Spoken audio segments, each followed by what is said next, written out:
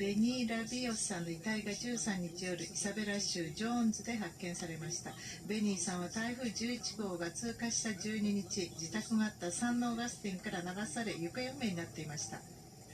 ABS-CBN が撮った映像には、2人の子供の母親であるベニーさんが自宅の屋根の上で助けを求めている姿が映っています。